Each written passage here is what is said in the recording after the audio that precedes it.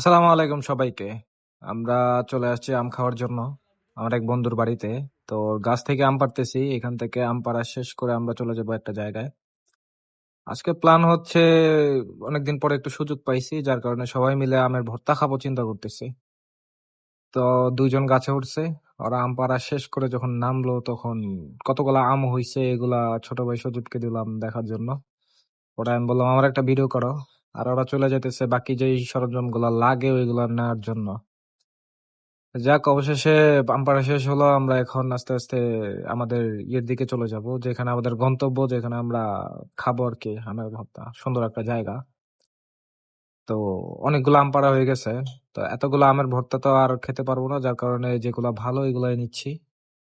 নেয়ার পর আস্তে আস্তে যখন তারা চলে যাচ্ছে আমরা আমাদের মতো আমগুলা ব্যাগে রেখে আমরা এখন রওনা দিয়ে দিলাম। তারপর আমরা আমাদের গন্তব্যে চলে আসলাম। এই যে আমার বন্ধু আম দেখাইতেছে কতগুলা। দেন কাটাকাটি মোটামুটি শেষ।